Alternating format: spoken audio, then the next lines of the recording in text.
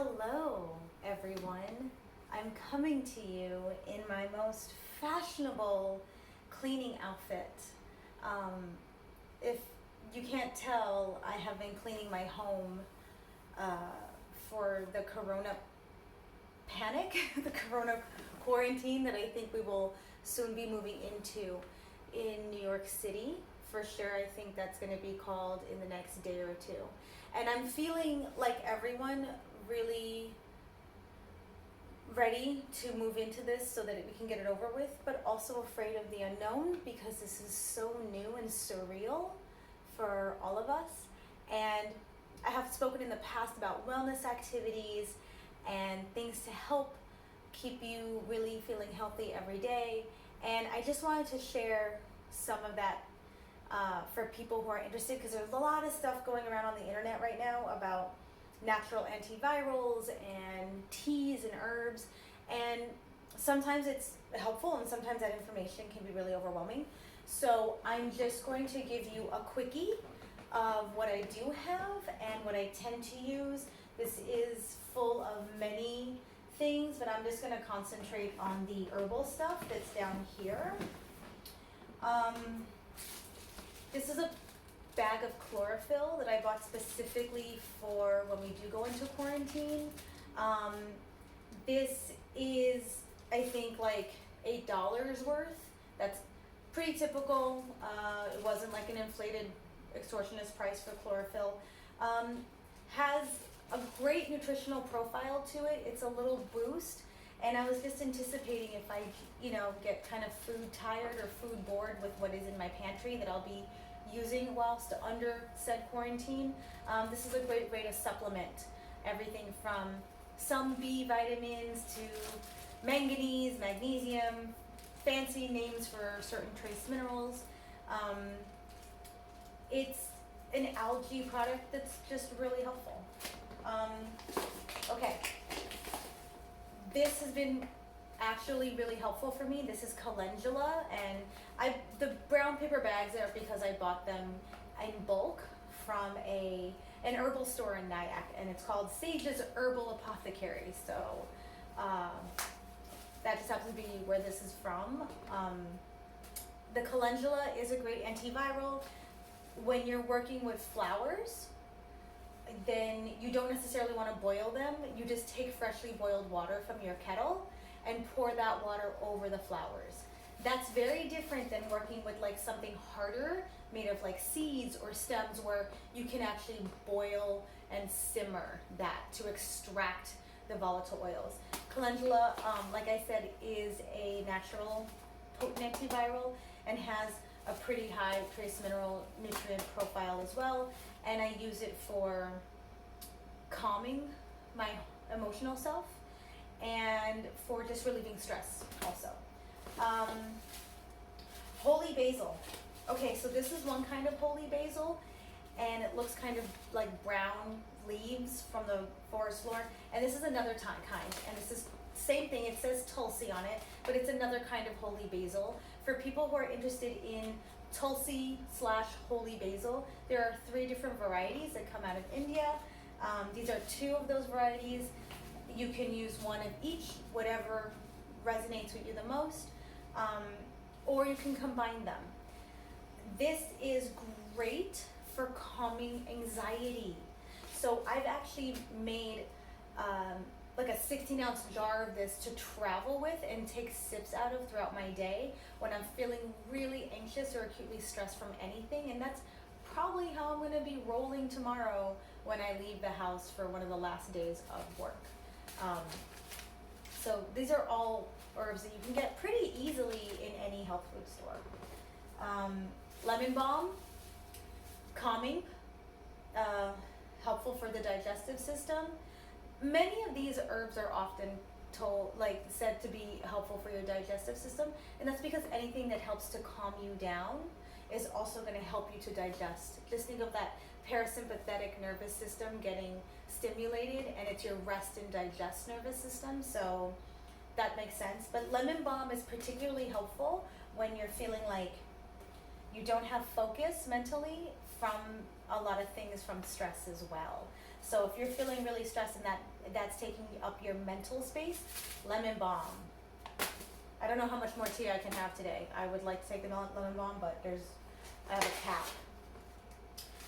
These are Helichrysum flowers. Helichrysum is, I wouldn't say a potent antiviral, but it is helpful in strengthening you emotionally. And that's a different conversation for this, like it's outside the scope of this video. But things that help you emotionally feel stronger are going to help you physically be really defensive in the world, including your immune system. If you don't quite get that, all you have to think is, hey, am I more likely to get sick when I'm stressed? Duh, yes. So any herbs that help you feel better emotionally and energetically tend to also boost your overall defense system. But we are going to focus on Pau d'Arco. Pau d'Arco, sometimes you see it in a tincture.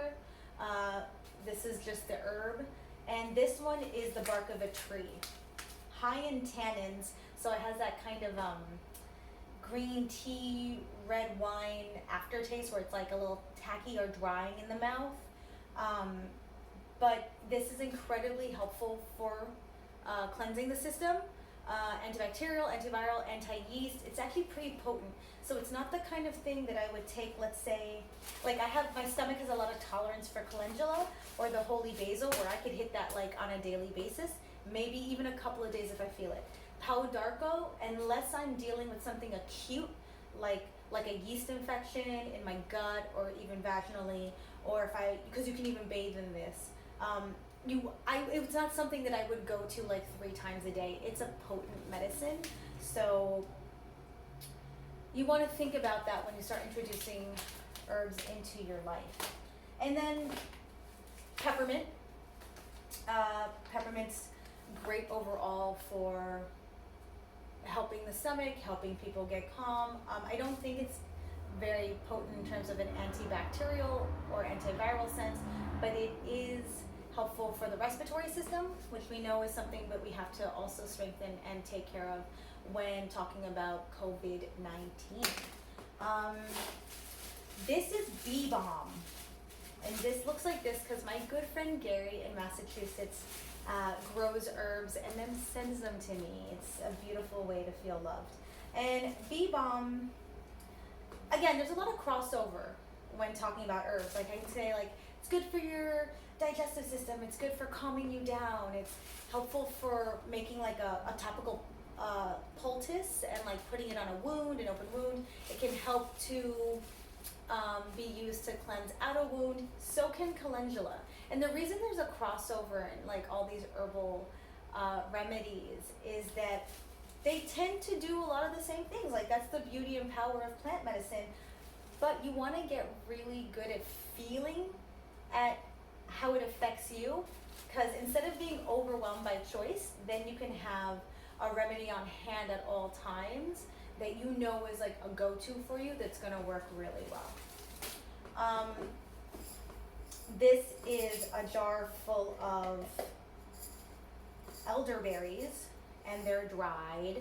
I don't know if you can see that on camera, but they're dried, little black. They look black, but the liquid color that comes out of them is purple. It's actually quite beautiful. And these are also being used to help for the respiratory system.